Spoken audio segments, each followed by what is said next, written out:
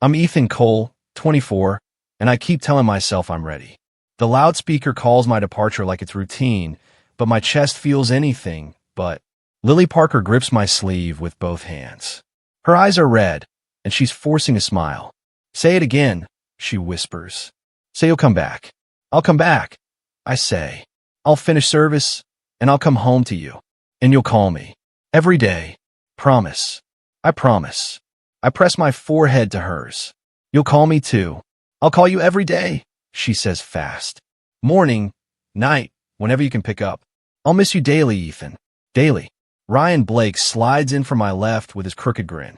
Daily? You two gonna bankrupt the phone company? Lily glares at him. Not funny, Ryan. He lifts his hands. Hey, I'm helping. Ethan looks like he's about to pass out. He nudges my arm. You good, man? No, I admit. But I'm going. Ryan's grin softens. Then you're doing what you said you'd do. He glances at Lily. And I'll keep an eye on her. I swear. Lily's mouth tightens. I don't need a babysitter. Not babysitting, he says. Just being around.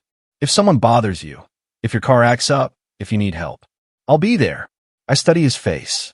Ryan, don't make promises you can't keep. He taps his chest. I'm serious.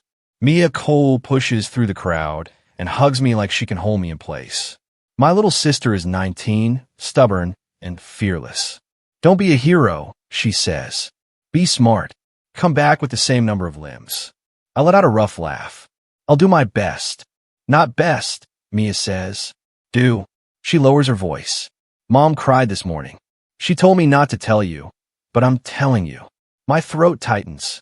Tell her I love her. I will, Mia says. And I love you too, idiot. Lily wipes her cheeks and opens her palm. A simple leather bracelet rests there. It's not expensive, she says quickly. But it's us. I take it.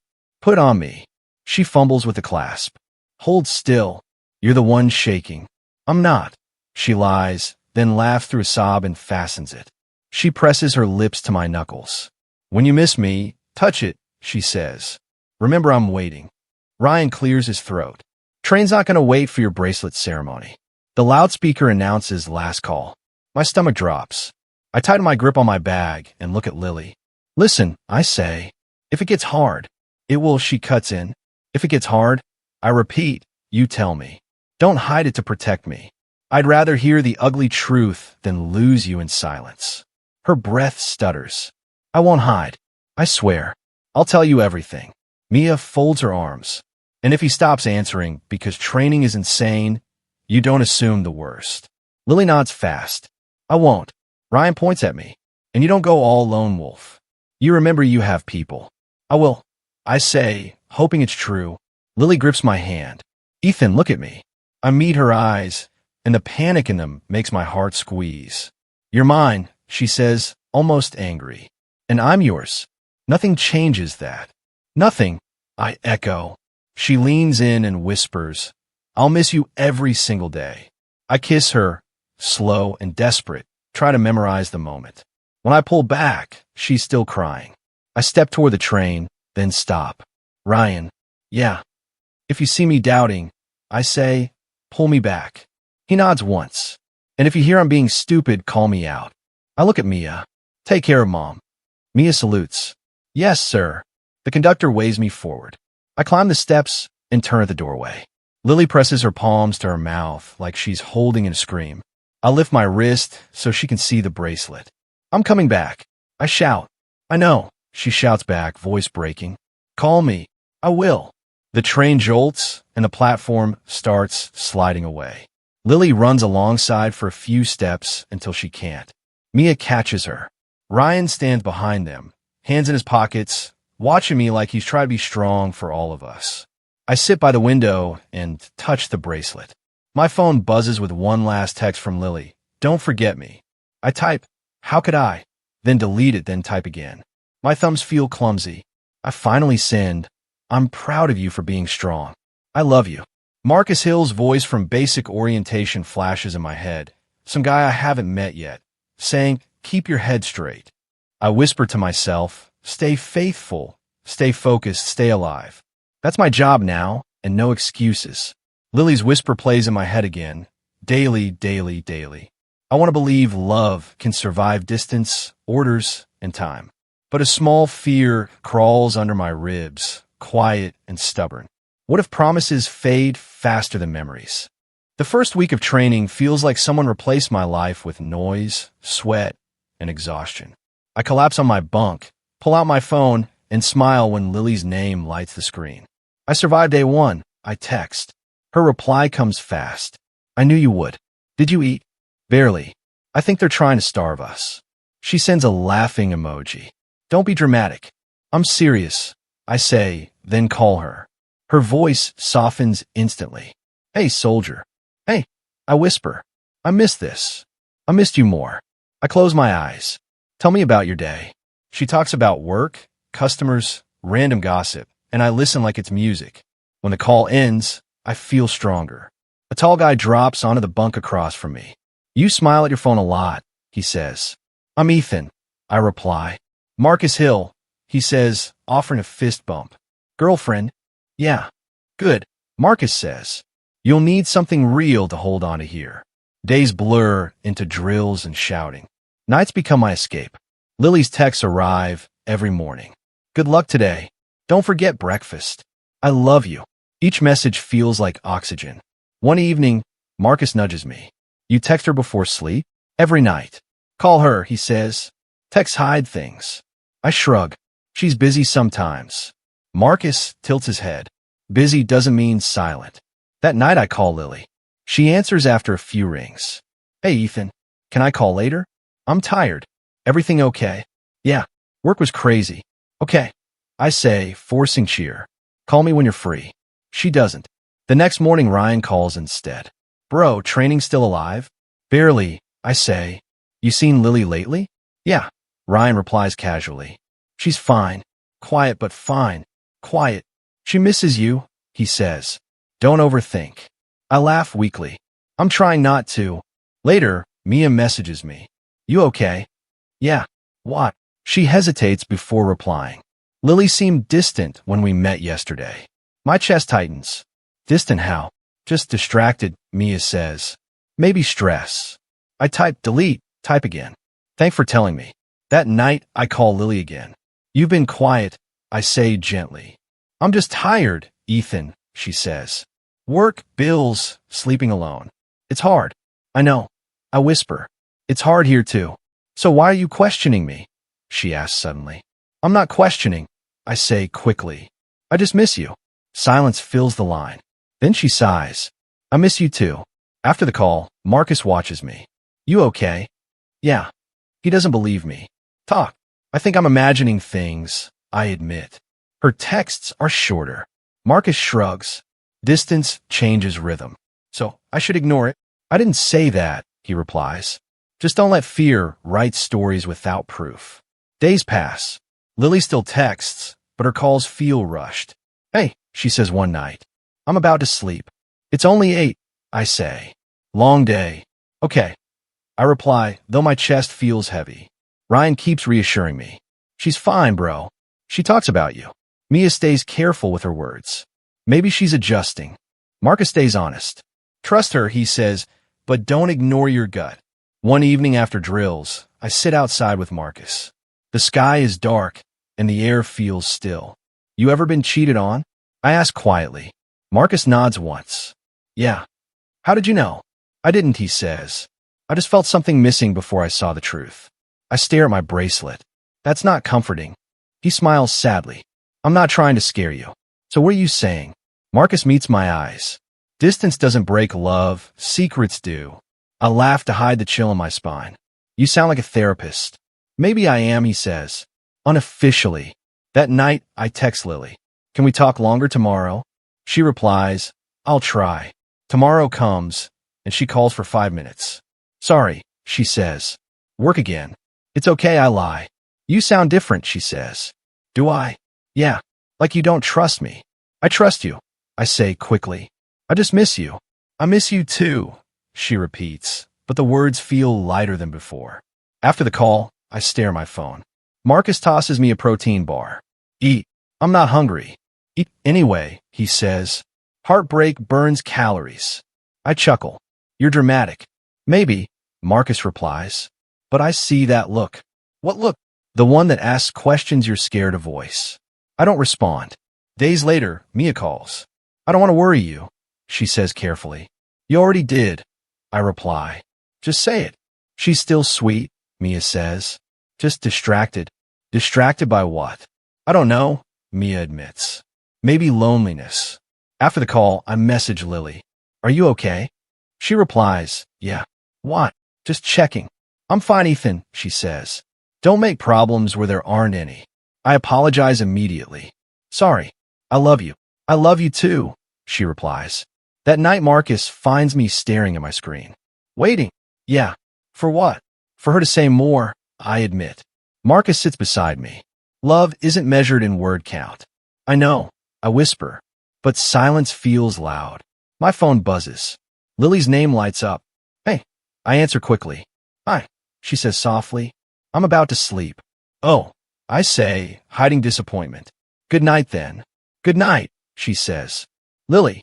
Yeah. I'm proud of you. I whisper. Why? For staying strong. She pauses. You too. The call ends. I stare at the chat window as the typing bubble appears, disappears, then appears again. Finally, nothing. Her status switches to offline. I keep staring at the screen, waiting for it to change back, waiting for another message, another sign that everything is still real. But the silence lingers, heavy and unanswered, settling deep inside my chest tonight. The leave request sits in my inbox like a cruel joke. Pending approval, it says again. I stare at it, sigh, and toss my phone onto the bunk. Marcus glances over. Still waiting? Yeah, I mutter. Feels like time froze. You miss home, he says. I miss certainty, I reply. My phone buzzes. Mia's name flashes. I answer instantly. Hey, sorry, Mia says quickly. I didn't mean to send that. Send what? Silence. Then my phone receives an image. I open it. A cafe table. Lily laughing. Ryan sitting across from her. My chest tightens. Mia. I swear it might be innocent, she says fast. I was there with friends. They were just talking. They didn't tell me. I whisper. I thought you knew, Mia replies. I'm sorry. I end the call and stare at the photo. Marcus watches me. Bad news. I don't know, I say. But it feels like it. I call Ryan immediately. He answers with his usual careless tone. Yo, soldier. Why were you with Lily? I ask. He pauses. Oh, that. I repeat. We ran into each other, he says lightly. Grab coffee. Relax. You couldn't tell me? It slipped my mind, Ryan replies. Bro, you're acting weird. Weird, I say. You're my best friend, and she's your girlfriend, he says. We're allowed to talk. I rub my forehead. Did anything happen? Ryan laughs. Ethan, seriously? We talked about you half the time. Guilt creeps in. Sorry, I mutter.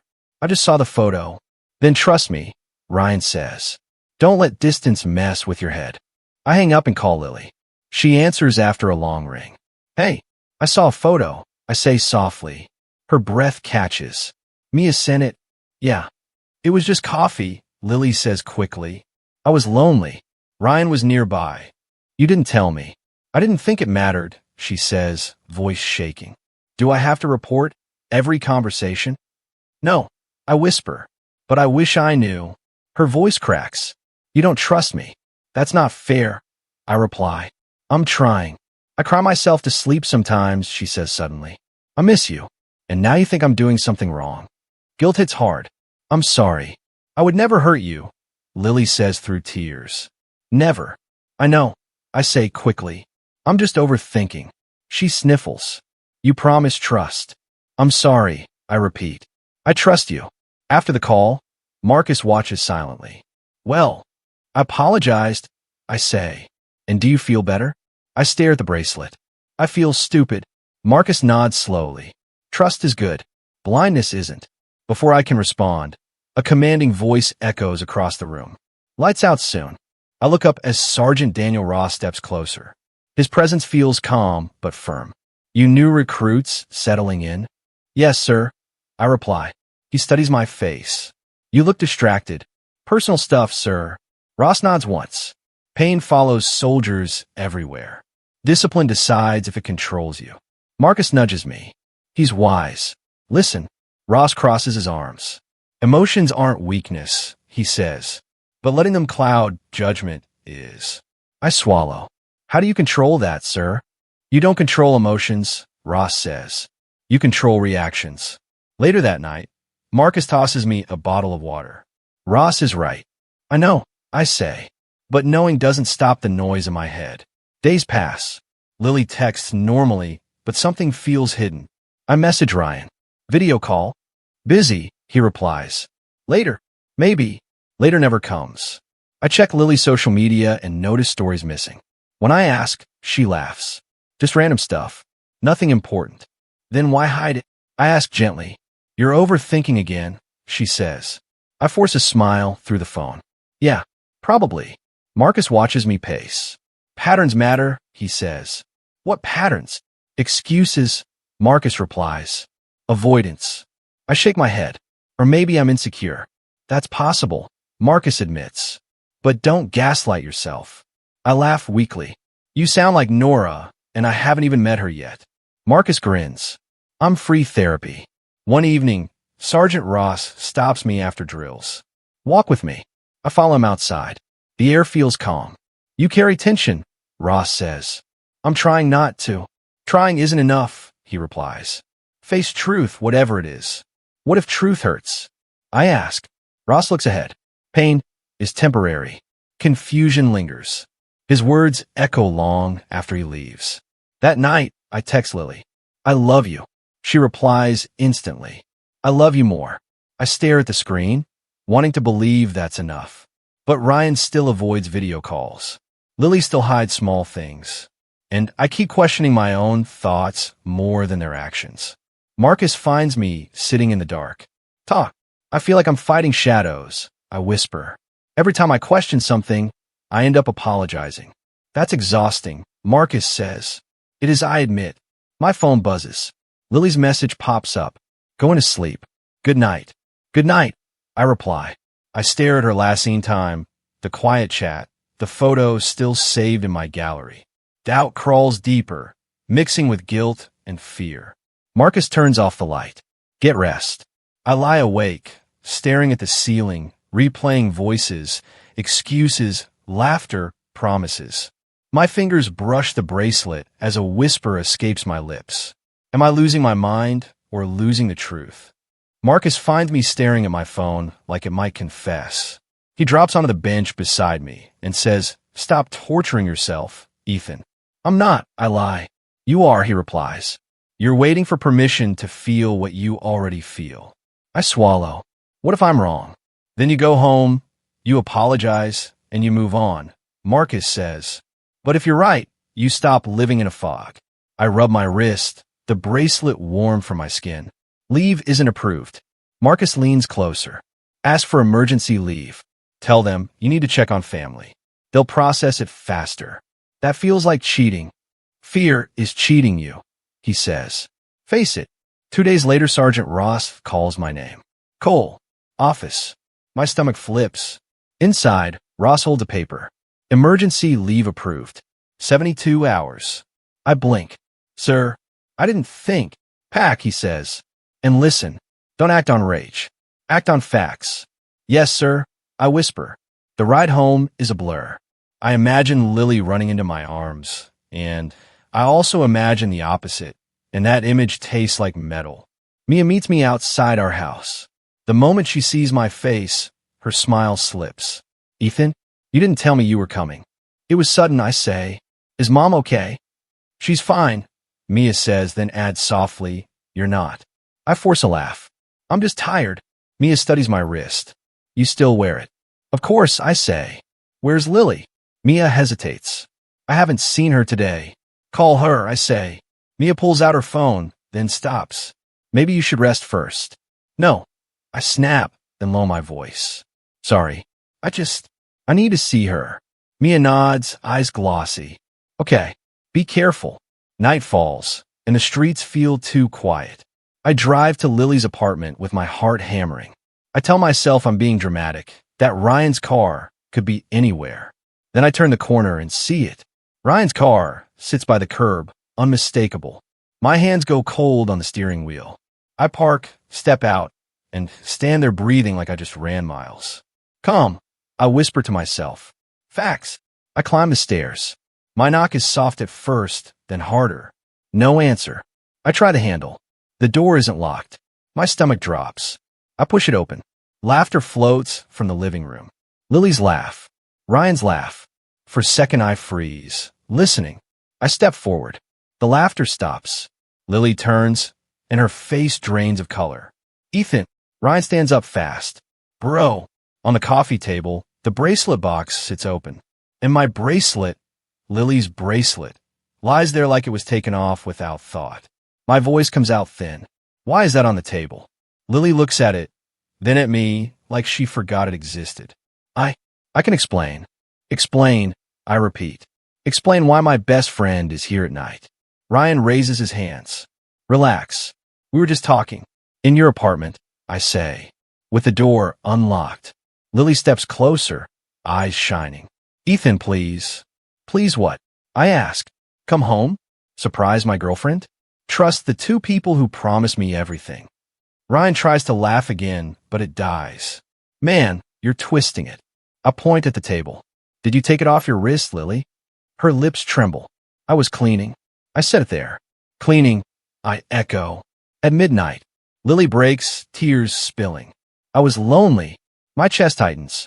Lonely makes you invite Ryan over? Ryan snaps. I didn't force anything. I stare at him. So you admit something happened. He blinks. I mean, it just happened. Lily sobs. Ethan, I didn't plan it. I swear. I step back like the floor shifted. How long? Lily shakes her head hard. Not long. Just a few times. A few times, I repeat, and the words crush me. While I was calling you every night. Ryan steps toward me. Bro, you were gone. She needed someone. I laugh, sharp and broken. So you volunteered? Stop, Lily cries. Ryan, stop talking. I look at her. You told me I didn't trust you. You cried and made me apologize. I was scared, she whispers. I didn't want to lose you. You already did, I say. She reaches for my arm. Ethan, please. I love you. I pull away. You love my attention. You love that I was far enough to lie to. Ryan's face tightens. That's not fair. Fair. I snap. You are my brother. He looks down. I'm sorry. Say it to my face. I demand. He lifts his head. I'm sorry, Ethan. I didn't mean. You did. I cut in. Every time you walked in here, you meant it. Lily sinks onto the couch, shaking. I hate myself. I pick up the bracelet from the table. My fingers tremble so badly, almost drop it. You gave me this and said you'd miss me every day. I did miss you, she sobs. I missed you so much it hurt. And you fixed the hurt with him, I say. Silence fills the room. I back toward the door. Lily rushes after me. Where are you going? Away, I say. Ryan calls. Ethan, wait. Let's talk like adults. I turn once, my voice flat. Adults don't do this. I step into the hallway. My legs feel numb. Behind me, Lily cries my name again and again, but her voice can't reach me anymore. Outside, the air hits my face like cold water. I sit in my car with the bracelet in my palm and stare at nothing. I start the engine, but I can't drive, can't breathe, can't think. Distance didn't break us. Betrayal did. I get back to base with my bag on my shoulder and a hole in my chest. Marcus meets me outside the barracks and takes one look at my face. Don't say it, I warn. I wasn't going to, he says quietly. Come sit. I drop onto the steps. My phone buzzes again. Lily. Another message. Marcus nods at the screen. How many? I stop counting. I whisper. I open the chat. Ethan, please. I'm sorry. I'm so sorry. A voice note waits under it like a landmine. Don't play it if you're not ready. Marcus says. I'm never going to be ready. Sergeant Ross walks by, slows and studies me. Cole, you're back early. Yes, sir. My voice cracks. I hate that it does. Ross doesn't ask details. He just says, pain can destroy you or reshape you. Decide what it's going to do. I nod like I understand, but inside I'm still in Lily's doorway, hearing her say a few times like it's nothing. That night, I lie on my bunk and finally play the voice note. Lily's sob fills my ear. Ethan, I messed up, she says. I was lonely. I hated myself the second it happened. Please don't throw us away. Please. I love you. My stomach turns. I type, why? Then delete it. I type, how could you? Then delete it. I type nothing and throw the phone onto the pillow. Marcus sits on the next bunk. You want to talk or you want to punch a wall? Both, I admit. Talk first, he says. Walls don't answer. I rub my eyes. I keep thinking about the train station. The bracelet. The promise, I say. She said daily. She made me feel crazy for doubting. Marcus's jaw tightens. And Ryan? Silent, I say. Not one message. Coward move, Marcus mutters. My phone buzzes again. A long text from Lily. I'll do anything. I'll quit my job. I'll move. I'll go to therapy. Just don't leave me. I laugh once bitter. Now she offers everything. Marcus leans forward. You don't owe her comfort. I know. I say, but my chest hurts like I do. The next day Mia calls. I step outside so nobody hears my voice shake. Hey, I say. Her breath is shaky too. Did you sleep? Not really. I'm sorry, she whispers. I should have pushed harder. I should have told you sooner. This isn't on you. Mia sniffles. She came to the house. She cried in front of Mom. She kept saying you'd forgive her. I close my eyes. What did you say? I told her the truth, Mia says, and her voice breaks. You deserved loyalty, not excuses. My throat burns. Mia, I'm not trying to make you hate her, she adds. I'm trying to make you remember you matter. I don't feel like I matter, I admit. I feel replaceable. You're not, Mia says firmly. She's the one who proved she can't be trusted. After the call, Sergeant Ross assigns me to meet the counselor. I almost refuse, but Marcus nudges me. Go. Let someone trained carry some of this. I walk into a small office and meet Nora Hayes. She's calm, professional, and her eyes don't flinch when mine do. Ethan, she asks. Yes. Sit, she says gently. Tell me what happened in your words. I swallow.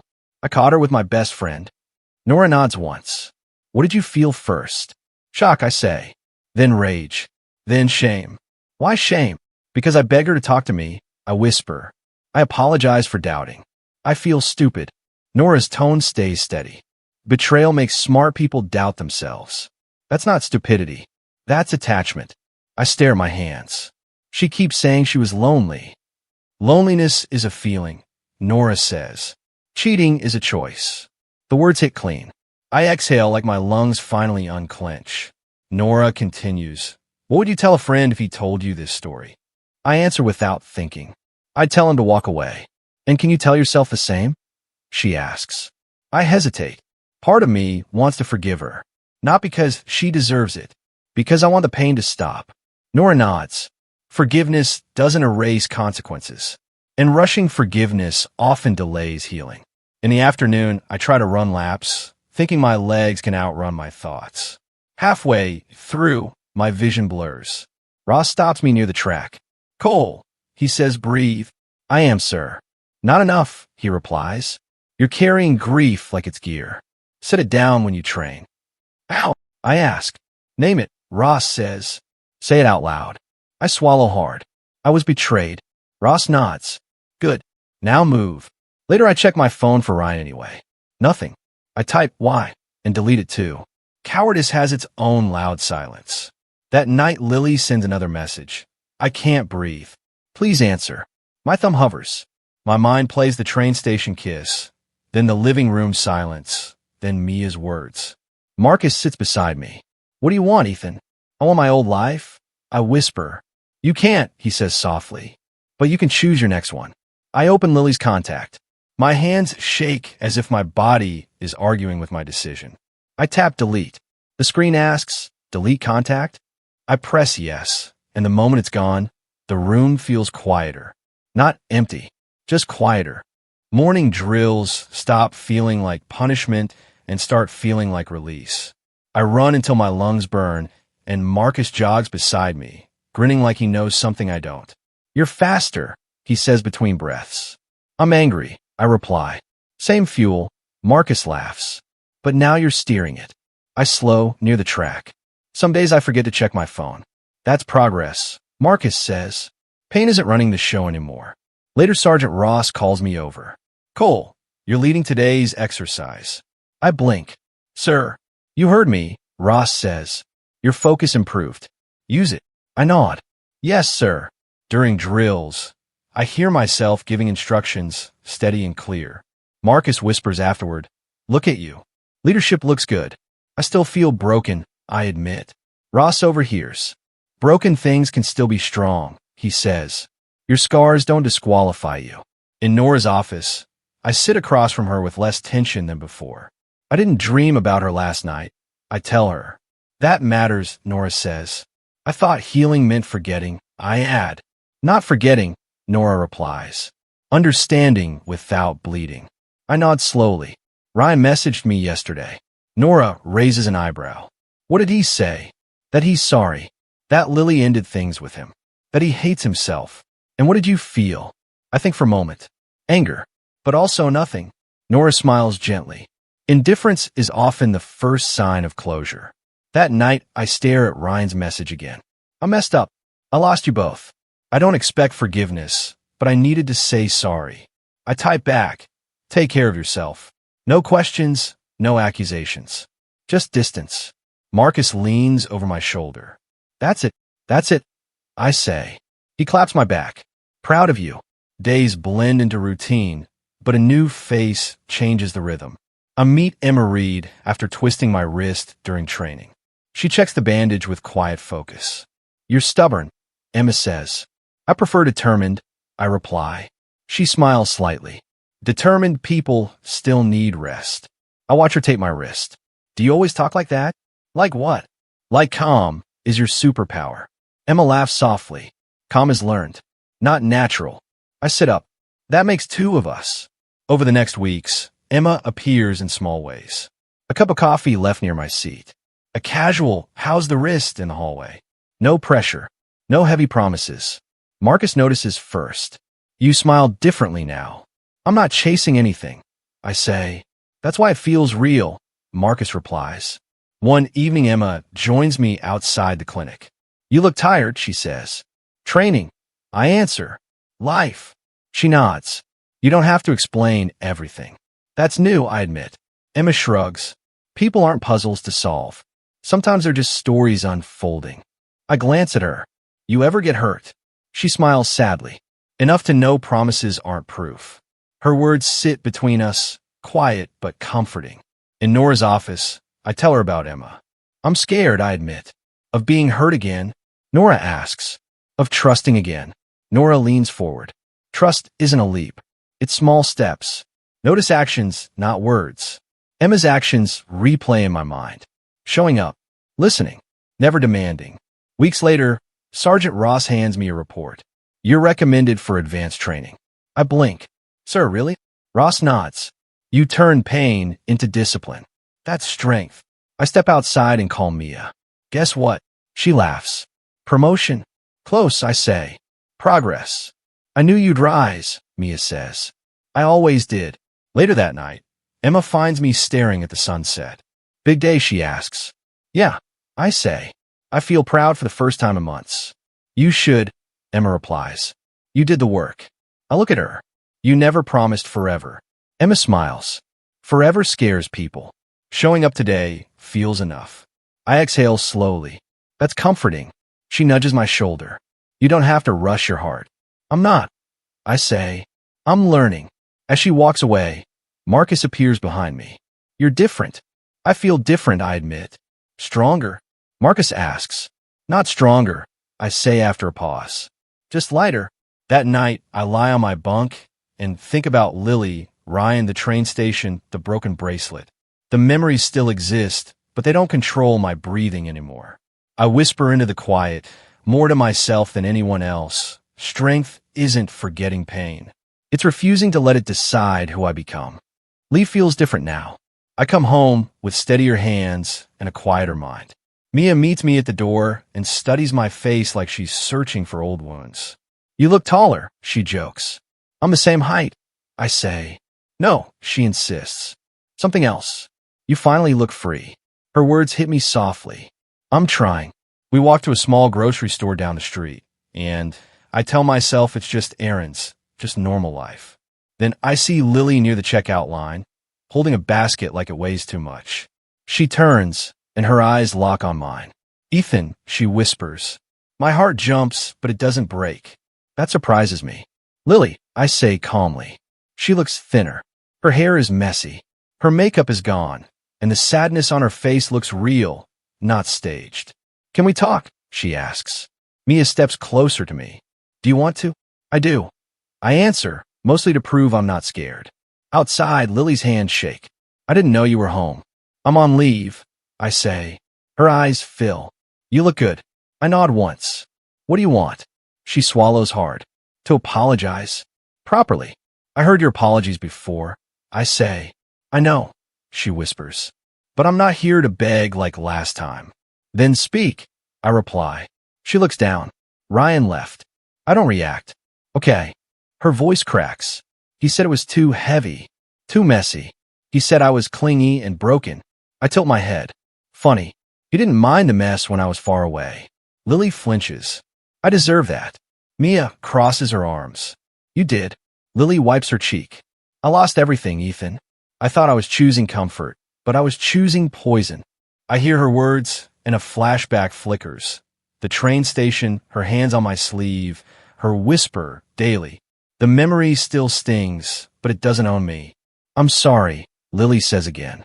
"I didn't understand your worth until you were gone for real." I exhale slowly. "That's the problem." "What?" she asks. "You should have known my worth while you had me." I say. "Not after." She nods, tears falling. "I know. I hate myself for that." Mia steps forward. "Hating yourself won't fix what you did." Lily's shoulders shake. "I'm not asking for pity." "Good," Mia replies. "Because he's not a charity." I glance at Mia. "It's okay." Mia softens, but her eyes stay sharp. Lily looks at me like I'm the last safe place she remembers. "I miss you," she whispers. "Every day." I almost laugh at the echo, but my voice stays steady. Saying it now doesn't change what happened then. Lily takes a shaky breath. "Can I ask you something?" "Sure," I say. "Did you hate me?" she asks. I think carefully. "I did. For a while. Then I got tired." "Tired of me?" she whispers. "Tired of carrying you in my anger," I say. Anger is heavy. She nods like she understands. "I deserve consequences." "That's karma," I say quietly. "Not revenge, just consequence." Lily looks up. "Do you believe people can change?" "I do," I answer. "I changed." Her eyes brighten with hope. "Then, could you ever?" "No," I say gently, cutting the question before it grows teeth. Her hope collapses. "So that's it." "That's it," I confirm. "Not because I want you to suffer. Because I finally respect myself." Mia's voice softens. "He rebuilt himself. Don't ask him to tear it down." Lily presses her fingers to her mouth. "I was lonely," she whispers, like it's the only explanation she has left. "I was lonely too," I reply. "I didn't cheat." Silence falls. A voice behind me says, "Ethan." I turn and see Ryan near the sidewalk, hands shoved deep in his pockets. He looks older somehow, like guilt aged him faster than time. "Don't," Mia warns. Ryan ignores her. "I need to talk." I stare at him. "Say it." His throat bobs. "I'm sorry. I was selfish. I thought I could replace you in her life, and it wouldn't matter." "You knew it mattered," I say. Ryan nods. "Yeah, I did." Lily looks away like she can't stand seeing him now. Ryan's voice turns rough. "After you left, she kept crying about you. I kept telling myself I was helping. Then it became something else." I hold his gaze. "And when it got real, you ran." Ryan's eyes water. "Yeah." Mia scoffs. "Pathetic." Ryan flinches. "I deserve that too." I surprise myself by feeling nothing sharp. Just a dull understanding. "You were my brother," I say, "and you chose yourself." "I hate what I did," Ryan whispers. "That's your burden," I reply. "Not mine anymore." Ryan's shoulders sag. "So, you won't forgive me?" I think of Marcus, Ross, Nora, Emma. I think of the nights I couldn't breathe. "I forgive you enough to move on," I say. "Not enough to let you back in." Ryan nods slowly. "Fair." Lily steps closer, voice trembling. "Ethan, one more chance." "Just one." I shake my head. "Nostalgia isn't love, Lily." It's a memory wearing perfume. She cries harder. Please. I take a step back. Goodbye. Mia touches my arm. Ready? Yeah, I say. As we walk away, Lily's sobs fade behind us. Ryan stays silent. The street feels brighter than it should for such an ugly moment. But that's life. It keeps moving. I don't look back. I don't need to.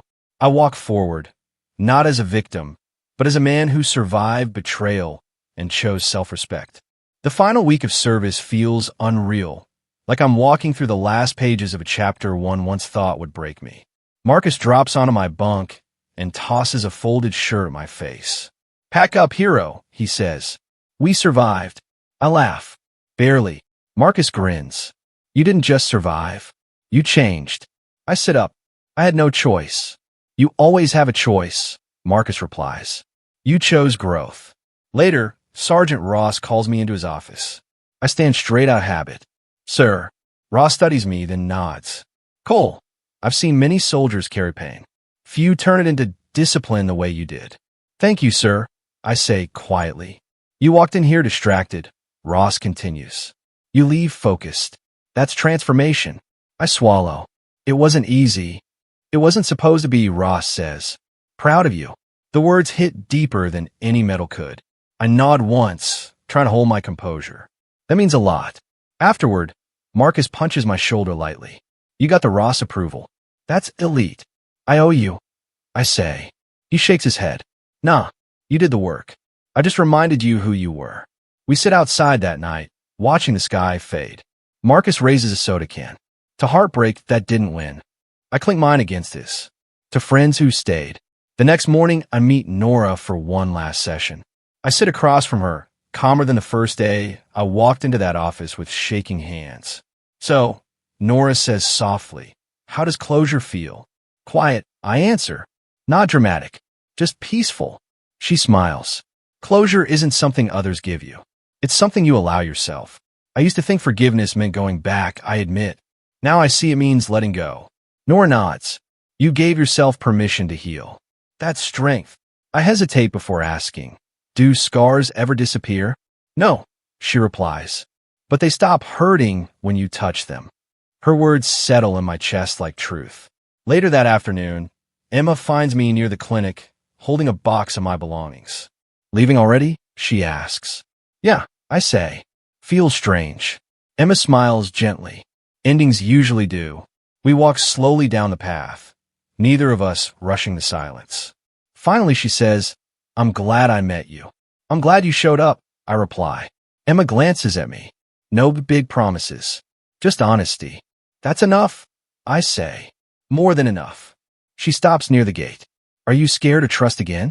I think carefully. I'm not scared of trust. I'm scared of ignoring red flags. Emma nods. That's wisdom, not fear. I smile. You make things sound simple. They usually are, she says. We just complicate them. Before I leave, she hugged me softly. No pressure, no expectation. Just warmth. Take care of your heart, she whispers. I will. I promise. That evening, I drive to the train station where everything began. The platform looks the same, but I don't. I step onto the spot where Lily once held my sleeve and begged me to come back. I pull the broken bracelet from my pocket.